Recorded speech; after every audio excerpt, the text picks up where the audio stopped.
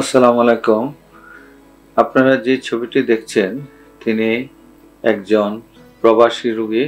তার বয়স 55 ইয়ার্স।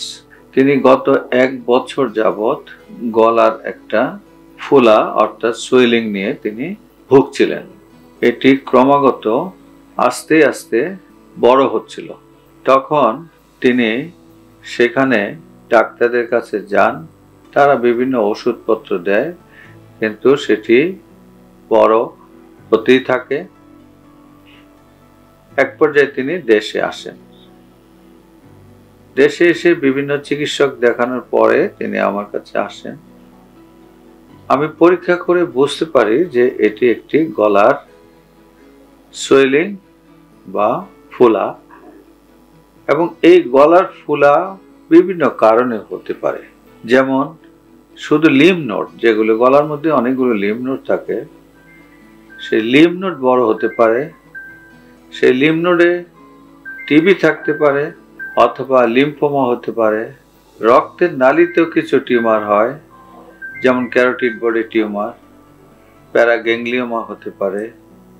নার্ভের থেকে কিছু টিউমার ওঠে, নিউরোফাইব্রোমা। কিছু আছে কিছু সফট, যেটা শক্ত না বা ফার্ম না, সেই ধরনের হতে পারে, যেমন সিস্টিক হাইগ্রোমা, ব্রঙ্কিয়াল সিস্ট। অনেকগুলো কারণে ফোলা হতে পারে। আর ক্যান্সার থেকে যে লিম্ফ নোডেতে মেটাস্টেসিস হয়, সেটাও হয়। আমরা বিভিন্ন ধরনের পরীক্ষা তার করি, ultrasonogram of neck, CT scan of neck, অ্যাপিনেসি। সেখানে বিভিন্ন ধরনের রিপোর্ট আসতে থাকে, কিন্তু ক্যান্সার সেখানে পাওয়া যায় না। সুতরাং আমরা নিশ্চিত হই যে এটা ক্যান্সার না। পরবর্তী সময়ে আমরা অপারেশন করি, এবং অপারেশন করার পরে আপনারা দেখেন যে আমরা যেটা বের করেছি একটা ডিমের সাইজের একটা টিউমার, এবং এটা নার্ভের থেকে উঠেছে। এগুলিকে আমরা বলি নিউরোফাইব্রোমা। গলায় বা নেকে কোনো ফোলা বা সোয়েলিং হলে সেটা ক্যান্সার নয়। অনেকে এখন গলার ফোলা নিয়ে অস্থির হয়ে যায়, বিশেষ করে বাচ্চাদের গলায় যদি লিম্ফ নোড ফুলে, সেটা নিয়েও তারা খুব অস্থির হয়ে যায়। অনেকেই বলে টিউমার, ক্যান্সার।